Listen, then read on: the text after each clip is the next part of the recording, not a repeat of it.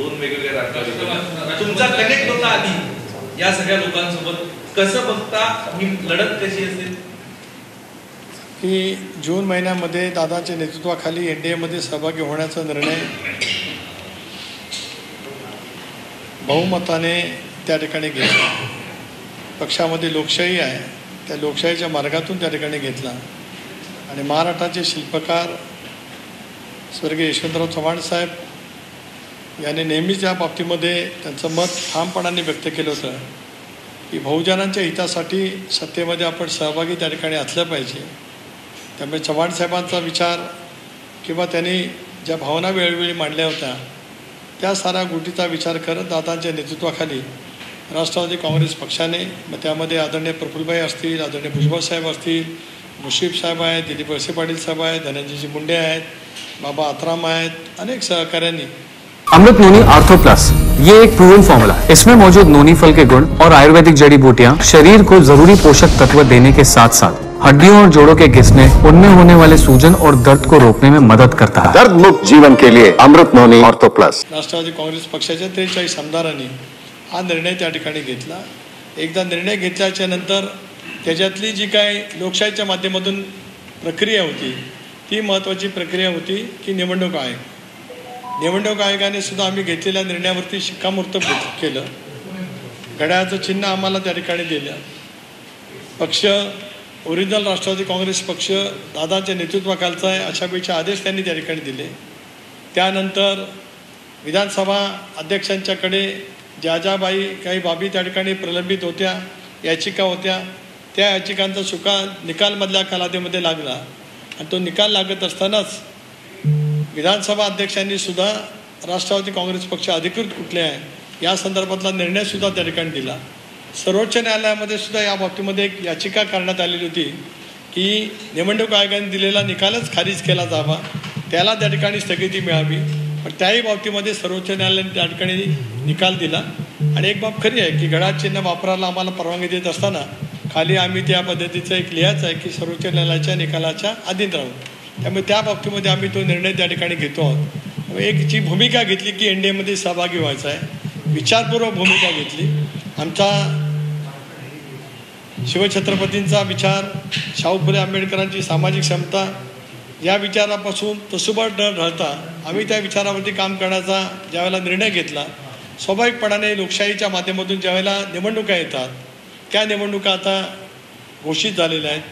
महाराष्ट्रातल्या दुसऱ्या टप्प्याची सुद्धा अधिसूचना निघालेली आहे. तिसऱ्या टप्प्याची अधिसूचना ही 12 तारखेला निघेल.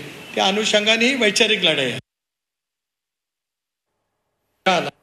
वैचारिक लढाई, सिद्धांतावरती लढाई ज्यावेळेला होत त्यावेळेला मग त्या लढाईमध्ये जे का असेल त्याला सामोरं जायचं असतं.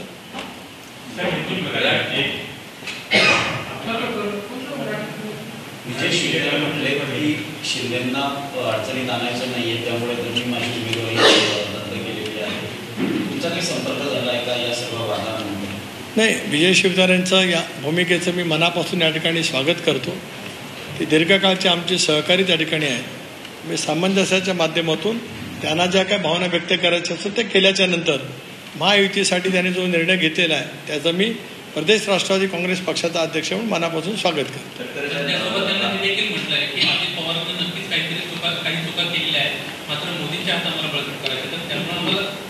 ठीक आहे ना, त्याच्यामुळे त्यांनी जे काही भावना व्यक्त केल्या असतील तर ते त्यांच्यासाठी आहे. त्यामुळे त्याच्यामध्ये आम्हाला वेगळं वावगं वाटण्याचं काही कारण नाही. शेवटी त्याचं अंतिम उत्तर काय आहे तर महायुतीला त्या ठिकाणी समर्थन देणं. अंतिम उत्तर काय आहे तर बारामती लोकसभा मतदारसंघातून आज जाहीर केलेलं उमेदवार जे आहेत सुनेत्रा वहिनी त्यांच्या उमेदवारीचं समर्थन करणं. त्यामुळे ज्यावेळेला अंतिम उत्तर निघालेलं असतं त्यावेळेला ह्या बाकीच्या गोष्टी गौण आहेत.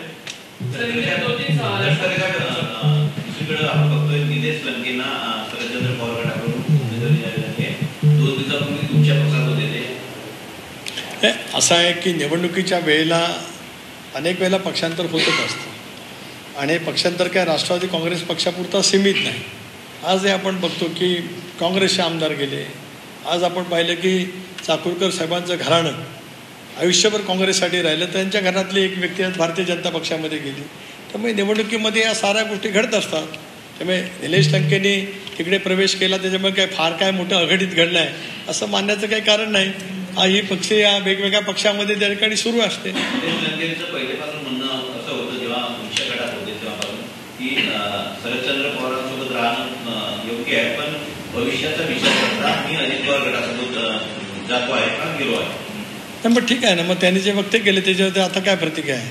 पण आता ते राजीनामा दिलेला आहे त्यांनी. सूची जो है आप बताइए, आपने सूची जारी कर रहे हैं, कितने नामों की सूची आप जारी करेंगे.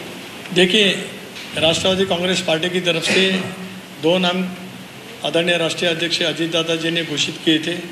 रायगढ़ से स्वयं मैं सुनील तटकरे और शेरू से शिवाजीराव आढळराव पाटिल. आज दोपहर को ही मैंने एक बात साफ की है, राष्ट्रवादी कांग्रेस पार्टी को परभणी की लोकसभा की सीट राष्ट्रवादी की कांग्रेस पार्टी की तरफ आई थी.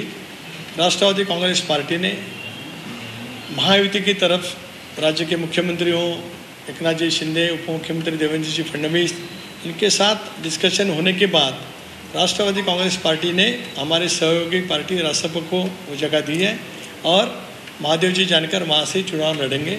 अभी मैंने घोषित किया है कि बारामती से सुनेत्रा वैनी अजीत पवार ये वहाँ के राष्ट्रवादी कांग्रेस पार्टी की उम्मीदवार है. साहब देख रहे हैं कि निलेश लंके जो कभी आपके साथ थे वो साथ छोड़कर विभाग में उनकी उम्मीदवारी थोड़ी देर पहले ही घोषित हुई है.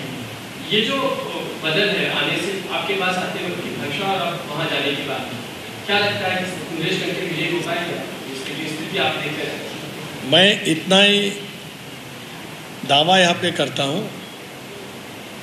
महायुति के उम्मीदवार जो दक्षिण नगर से चुनाव लड़ रहे हैं डॉक्टर सुजय विजय पाटिल भारी वोटों से वो जीत कर आएंगे.